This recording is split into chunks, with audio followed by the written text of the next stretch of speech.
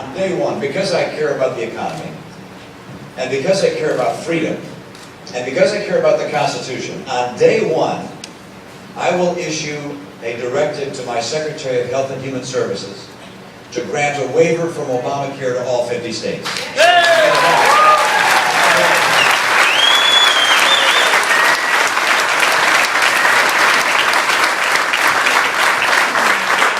And then I will go to work on the 7 things that you have to do to have an economy that creates jobs. And let me tell you what they are.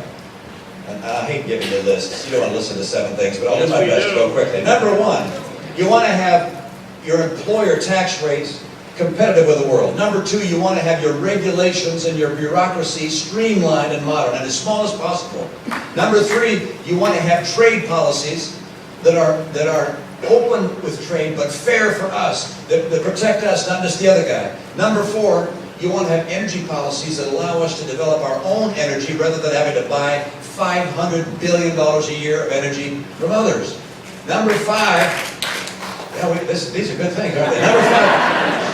Number 5, we want to make sure that we have the rule of law in America.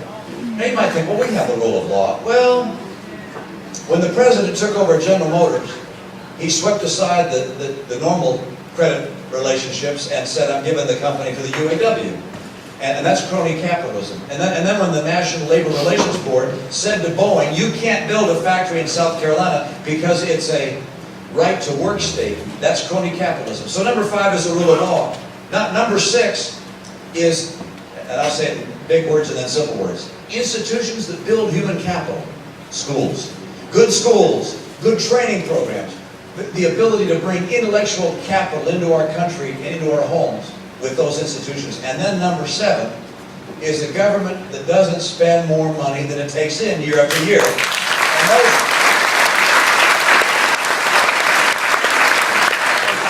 Senator, you endorsed Mitt Romney for president today. Why?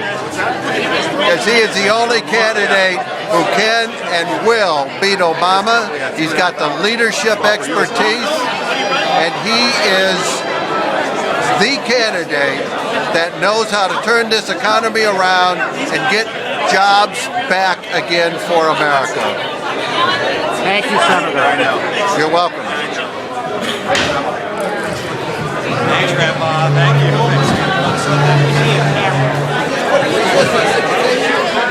What did you think about Mitt's presentation today? I thought it was excellent. I was very, very impressed. I thought he had a lot of fire, and everything he said I agreed with. The main thing, of course, was the economy and getting things turned around in Washington. And I agree with him. That is the most important thing. Thank you very much. No problem. Phil, how do you think Governor Romney did today at the town meeting?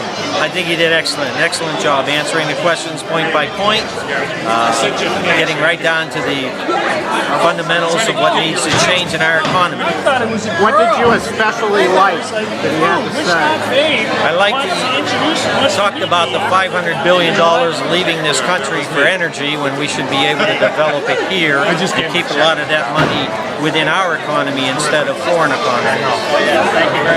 Phil, thank you very much.